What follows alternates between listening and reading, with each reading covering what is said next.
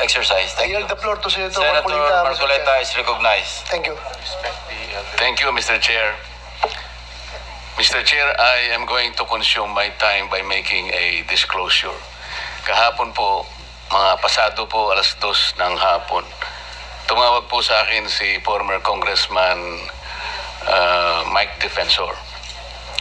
Tinanong ko po kung ano ang kailangan niya. Meron daw pong isang tao na matagal na po niya kung gustong kausapin para sa isang paglalahad ng kanyang nalalaman tungkol po sa ating iniimbestiga sa committee ito. Sabi ko, madali ba yan kasi meron kaming session, mag-uumpisa yun ng 3:00. Sandali lang ito, sabi niya, kasi nandito lang naman kami rito sa may Golden China. Ito pong restaurant malapit sa atin. Mga 5 minuto lang po siguro mararating natin. So ako po nagparaya at pinuntahan ko kung sino yung sinasabi niyang tao. Kasi po meron na raw po siyang draft na salaysay na kung gusto ko raw pong makita. So Mr. Chair, ako po ay nagpaunlak para makita kung talagang meron ngang ganung tao at meron nga siyang gustong isalaysay. Nakita ko po yung tao at pinabasa niya po sa akin yung isang salaysay na nakaporma na po. Binasa ko po. Yun pong salaysay na yun ay nagsasabi ng kanyang pagkalungkot at siguro pagkabahala, sabi niya, na bakit nangyayari sa ating bansa ito. At nalulungkot siya, Mr. Chair, sapagkat meron siyang partisipasyon doon eh. At nung nakita ko ang kabuuan ng kanyang salaysay, meron po siyang personal na kaalaman para ikonekta si Representative Saldico kay former Speaker Martin Romualdez. Sabi ko, hindi ako pwedeng magtagal, nabasa ko na ito, hahabol ako sa aming sesyon 3:00.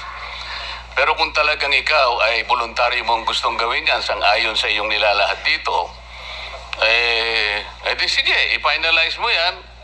At gusto ko, ipanotaryo mo sapagkat hindi po pwedeng hindi notaryado yan. At kung buo ang loob mo at talagang yan ay matagal mo nang iniisip, pumunta ka ako bukas ng umaga sapagkat meron kaming pagdinig. Mr. Chair, nandito po yung tao at hawak ko po yung ilang piraso ng kanyang sinumpaang salaysay.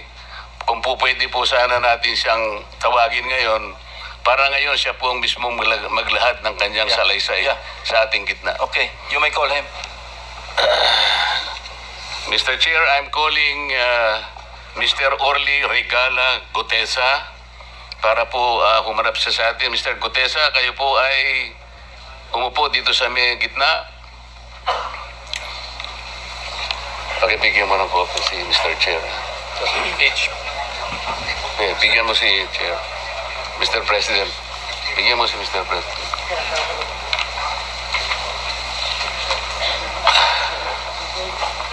Manatili ka muna nakatayo kasi nunumpa ka.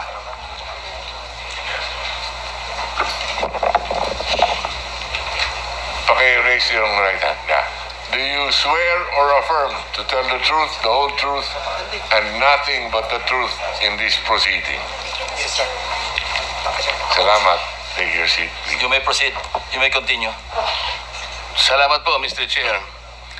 Mr. Gutesa, kanina ako'y nagpapaliwanag para ipakilala kita. Narinig mo yung aking sinabi?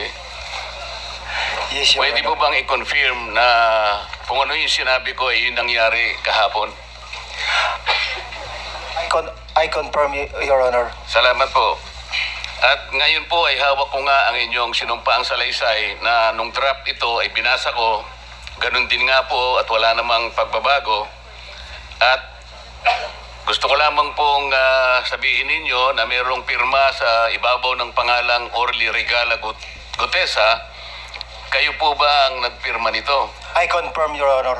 At gaya po ng sinabi nyo sa akin kahapon, voluntaryo yung ginawa ito at wala namang namilit sa inyo. At katotohanan yan, ako nga po ay ininyayahan nyo para makita ko yung inyong salaysay. Yes, Your Honor. Ito po ipinanotaryo ninyo. Nakikita ko rin po. Totoo po ba itong notaryong ito? Totoo po, Your Honor. Okay. Ngayon, kayo na po ang magbasa para sa ganun ay marinig po ng buong kapulungan. Pwede po niyong basahin ang inyong salaysay. Maraming salamat, Your Honor. Mr. Chair, can he proceed? He may proceed. Ako po'y nagpapasalamat sa pagkakataong ito. Sa Senate Blue Ribbon Committee, Senador Ping Lacson, sir. At sa iba pang member na nandito po. Ako po si Orly Gutisa, may asawa, nasa tamang edad, Pilipino. Makatapos makapanumpa na ngayon sa umiiral na batas ay nagsasaad at naglalahad ng gaya ng mga sumusunod. Ako po ay lumabas upang magsalita sa isyu na ito. Bilang isang dating sundalo, inaalay ko ang aking buhay para sa ating bansa. Sa pagkakataong ito, nagdesisyon akong magsalita at maglabas dahil ayokong maging masama ang kinabukasan ng aking mga anak, apo ko sa darating na panahon. Ayoko pong naririnig ko at napapanood ko sa pagdinig ng Blue Ribbon Committee at ngayon ko po napagdugtong-dugtong yung naging partisipasyon ko po sa anomalya at korupsyon na ginawa at lumalabas sa hearing na ito. Yung palang pera na binubuhat namin at dinideliver mula sa masamang gawain na nagdulot ng baha na ikinamatay ng tao at imbis na gamitin ang pera sa edukasyon, medikal at programa na mapunta lamang pala sa bulsa ng mga politiko. Mabigat po sa akin magsalita dahil may pamilya ako. 4 ang anak ko, nag-aaral pa.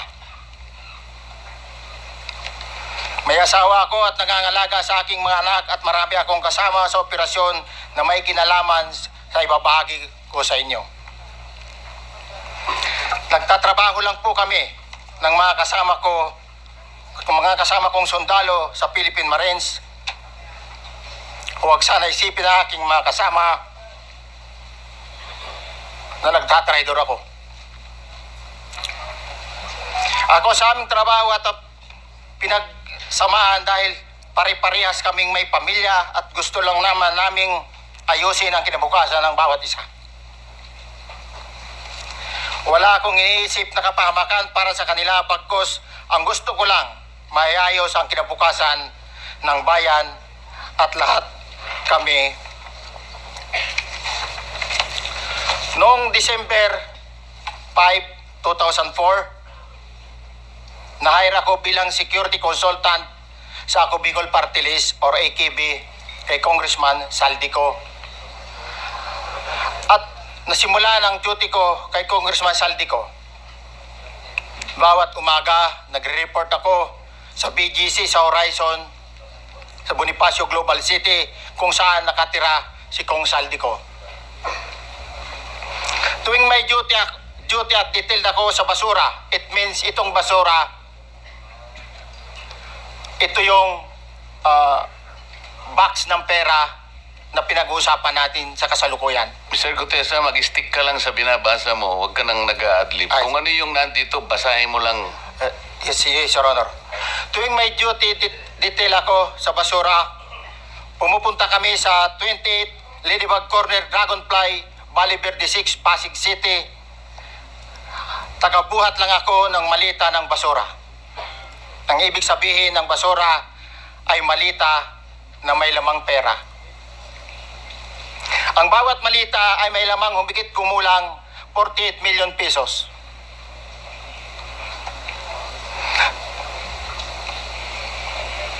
Ang bawat malita ay may push-it na nakadikit na nakasaad kung magkano ang laman ng bawat malita. Tuwing may duty detail sa basura, may pumupunta na tao na magde-deliver ng basura at nire-receive ni John Paul Estrada at Mark Tiksay. Ang mga executive assistant ni Congressman Saldico at sila ang mga detailed sa mga ganyang activities. Ang mga nangyayari kapag duty kami sa basura, kalimitang dinadala sa bahay ni Congressman Saldico sa Valle Verde 6 at tinatanggap naman ni Mark at ni Paul. Pagkatapos naming may baba ang nasabing basura, ipinapasok sa bahay ni Congressman Saldico sa Valle Verde 6 at binibilang ni Mark at ni Paul. Alam ko na ang laman ng maleta ay pera sapagkat nakita ko si Paul na binuksan ang maleta at inilabas ang laman para bilangin. Ang isang ehemplo na nagdala ng pera ay si Congressman Eric Yap ng AXIS Party List.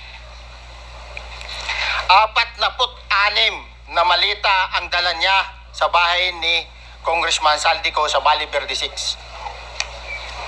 Pagkatapos mabilang, isinakay namin sa mga sakyan patungo sa Horizon Residence sa Taguig. At dumiretso kami sa basement upang may baba ang nasabing basura.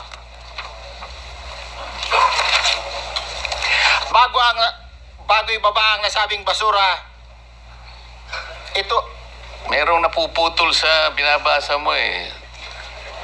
Huwag kang magmadali. Huwag kang magmadali. naputol na, Ulitin mo yung paragraph 20. wala na akong, hindi ko makita na putol na siya.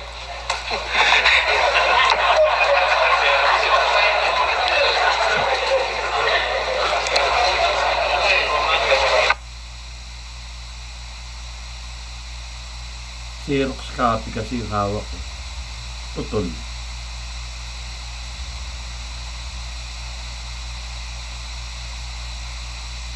Bakit kasi Xerox copy yung binigay nyo?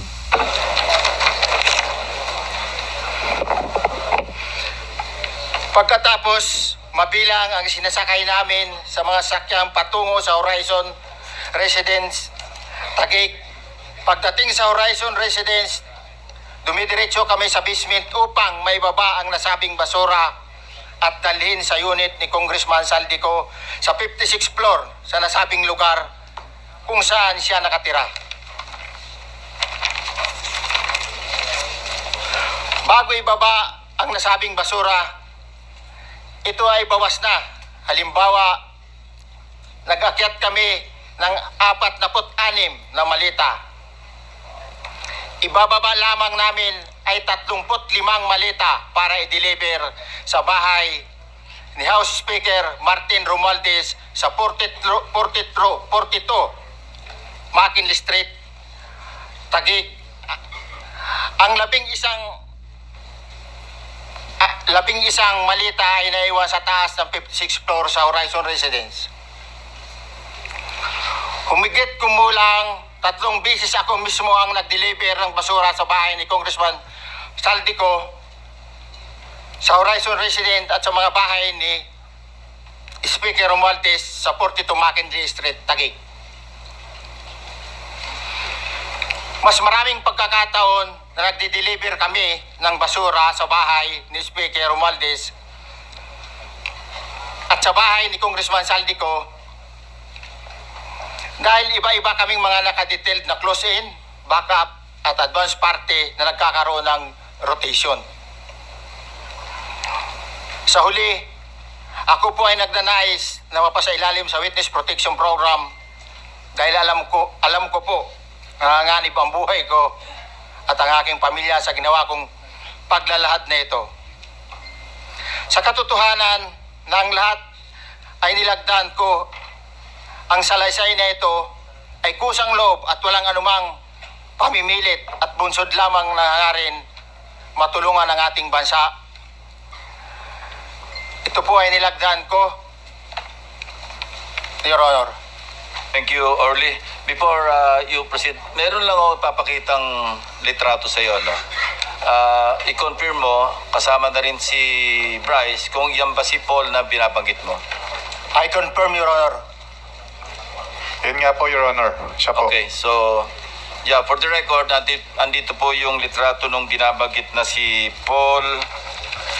Ang palyado nito.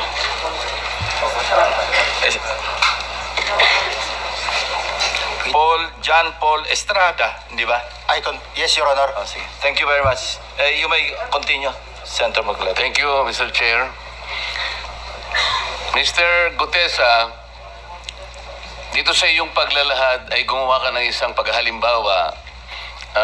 Inihalimbawa mo si Congressman Eric Yap, ngunit isang tagpo lang yun eh. Ikaw ay na-hire ni Representative Saldico, sabi mo rito ay December 5, 2024 pa. Yes, Your Honor. Sa pagkakaalam mo, mga ilang beses kayong gumagawa ng bagay na ito. Ibig sabihin, yung pagdi-deliver ng pera, sa natatandaan mo, gaano kadalas ang pagdi-deliver? Kasi ang ginawa mo kanina ay isang example lang. Pwede mo bang ipaliwanag? Your Honor, minsan kasi pag-duty kami, ang actual ko na delivers talaga sa bahay ni Congressman Romualdez is 3. Tapos pag may duty kami, nagkakaroon ng detailed. Minsan namomonitor ko doon sa group chat namin, may basura tayo deliver. Minsan namomonitor ko siya is 3 times a week ang delivery doon sa Forbes, sa bahay ni Kong Romualdez. Yung pera minsan nanggagaling lang doon sa horizon sa taas, ibinababa. Tapos may detail lang na tao, namomonitor ko naman sa GC namin. Kaya nalalaman ko yung movement ng tropa, kung ano yung sinasabing basura ng delivery. So yung delivery o yung movement ng tropa nagaganap average 3 times a week. 3 times a week, Your Honor. Nagsimula noong December 2024. Yes, Your Honor. Hanggang ngayon ba ay naglilingkod ka pa kay Representative Saldico? Sa kasalukuyan po ay nag-resign po ako noong August 5, itong taon po na ito. So, maliwanag ba ang ibig mong sabihin para sa kapulungan ito ay nag-a-average ng 3 beses sa loob ng isang linggo ang pagdi-deliver ng pera kay Representative Saldico at tuloy-tuloy naman doon sa bahay ni former Speaker Martin Romualdez sa ganung rate, ganung beses, 3 beses sa loob ng isang linggo. Yes, Your Honor. Magmula December 2024 hanggang ikaw ay mag-resign noong August 2025, this year. Yes, Your Honor. Mr. Chair, Senator Marcoleta, short interjection. With the permission of Senator Marcoleta. Thank you, may Mr. Chair. May maibigay ka ba na pangalan? Kasi ang sinasabi mo lang ngayon, as far as you're concerned, during ikaw ay nagdo-duty, nagro-rotation basis yung duty. So pag wala ka, absent ka, iba ang nagdo-duty, iba rin ang nagtatanggap sa pera at nagdi-deliver. Am I correct? Senator De La Rosa, may I just remind you na isang follow-up. Pero kung gusto mo ituloy at paig si Senator Marcoleta, naka-charge sa oras niya, yung mga susunod na tanong, okay? Oh, okay lang. Okay lang. Sige boss, may hirap lang pa naman ako sa iyo. Go ahead, meron ka pa namang 4 na minuto pa mahigit yan. Yes, sir. So, sige. Very quick lang. So, pag hindi ka duty, may ibang nag-deliver ng pera kay Saldico at kay Speaker Romualdez. Pag nangyayari yan, sir, pag hindi ako duty, may makadetail talaga sa basura na yan. Pero ang authorized lang na mag-deliver at mag-receive niyan is yung 2 tao na binanggit ko, which is John Paul Estrada and Mark Tiksay. Okay. Thank you, Mr. Chair. Thank you, Senator Marcoleta. Mr. Gutesa, sa panig ng pagdi-deliver sa bahay ni former Speaker Martin Romualdez, sinong tao ang nagre-receive? Sa mga ganon, sir, ang may contact, Your Honor, is yung si Paul at si Mark lang ang may contact doon sa receiver. So pagdating doon, nakabukas na yung gate doon sa Forbes, pumapasok na lang kami. Then pag nabuhat na namin yung mga malita na ibaba na, so lalabas na kami. Wala na kaming basta may deliver lang namin yung mga basura doon sa bahay, wala na kaming noon, Your Honor. Alin-aling bahay? Yung ang 42. pinagdideliveran mo sa panig ni former Speaker Martin Romualdez? Yes, Your Honor, yung 42, yung dito sa may Forbes Park. Yun lang? Wala nang iba? Mayroon pa yung bagong nakaraan doon sa 19 Nara, yung dating bahay ni Michael Yang. Sa pagkakatanda mo, mayroon pang ibang lugar na kung saan nagdi-deliver kayo? Sa Aguado, dyan sa Malacanang. Aguado? Excuse me, Senator Marcoleta. Sino Michael Yang? Yung dating sa Pugo yata yon. Sa? Yung dating sa Pugo. Yung Michael Yang. dating bahay ni Michael Yang. Dating bahay. Yes, Your Honor. Okay, thank you. Ibig mo sabihin, nabili ni Speaker Martin yung bahay ni Michael yan? Allegedly, Your Honor. Pero paano mo alam na bahay ni Speaker yun? Kasi doon na nagde-deliver yung tropa nung hindi na nagde-deliver doon sa 42, Your Honor. Ngayon, sinasabi mo meron kayong chat. Nagagamit mo yung chat para ma-monitor mo yung rate ng delivery at kung sino-sino yung nagdi-deliver? During the time nung nandoon pa ako, Your Honor. Mr. Chair, salamat po at baka meron pa pong Thank you. gustong Yeah, itanong ating may mga kasama. papakita pa ako isang litrato pa, no? Identify mo lang siya. Sino yan? Mark Tiksahi, Your Honor. Meron pa ba nakakakilala sa kanya bukod sa'yo? Dito? Wala. Nabanggit kasi ni Engineer Alcantara rin dito eh. Sa salaysay mo noong September 23, sinasabi mo, hindi ko po siya na-meet during pagdadala. Ang tao niya po ay may alias lang na Paul at Mark. Na-meet mo ito si Mark, Engineer? Sa Valle Verde po, once lang po. So, kinukonfirm na si Mark Texa ito. Mark po and Paul, karaniwan po na. Okay, thank you. Thank you, Senator Marcola. Mr. Chair, may tatanong lang po kung Yes. with the permission of Yeah, okay. Senator Marcoleta. Mr. Orly, sabi niyo po 46 na maleta na nagkakalaman po ng 48 million bawat isa. Tama po ba? Based doon po sa level nung malita na nakita ko, Your Honor. Paano po nilaman ninyo na 48 million po ang laman ng bawat isa? Kasi bawat malita po, mayroon siyang post-it na nakalagay, may sign na 48. Lahat po yun may 48. Yes, Your Honor. So, yung 46 maleta, 48 million ang laman ay nagkakahalaga po ng 2.2 billion. Alam niyo po ba yan kung 3 times a week ang sinasabi ninyo ang delivery? Based sa my experience, doon lang ako naka-experience ng 46 nung time na yon, Your Honor. Hindi naman po every week or monthly ito. Yes, Your Honor. So at one point, yung 46 na maleta, 48 million ang laman, 46 times 48 million ay 2.2 billion. Excuse me, Senator Marcoleta, paubaya mo na sa kanya yung oras na naiwanan mo, now 1 minute. Isang tanong niya lang. Sige, okay. 2.2 billion. Ganun po yung multiplication eh. Siguro, Your Honor, yun ang lumalabas. So one time lang po ito. One time lang po, yung time ko lang yan, nung panahon na na-identify ko si Congressman Yap, Your Honor. Alright, maraming salamat po. Thank you. Yung paghalimbawa mo, kaya mo ginawa dahil yun ang pinakamalaki. Yes, Your Honor. Pero pangkaraniwan, dahil 3 times a week, mga ilan sa tingin mo yung karaniwang na-deliver? Ilang maleta? Usually, pag nanggagaling na sa Horizon, na idine-deliver na doon sa Forbes, minsan mayroong 15 or kaya 18 ang malita. Pero yung malalaking malita yon na nagre-rate yung bawat malita, minsan mayroong 48, may 50. Sa mga tweet, Mr. Gutes, pangkaraniwan, 15 to... 15 to, Your Honor? Yun ang average, pangkaraniwan. Yes, Your Honor. Yung nabanggit mong nabigla ka sapagkat malaki, 48, yun lang kay Congressman Eric Yap.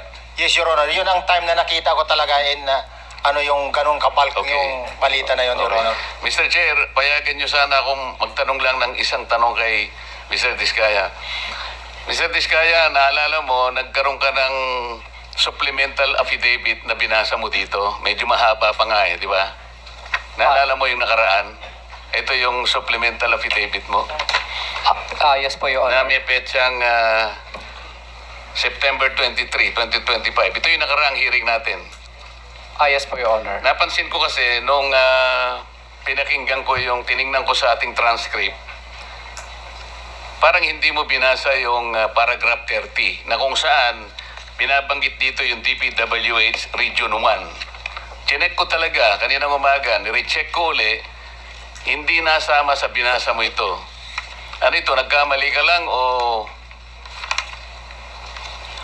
Your Honor, talagang hindi ko po nabasa dahil masyado na pong mahaba yung ano ko. Yung binabasa ko po.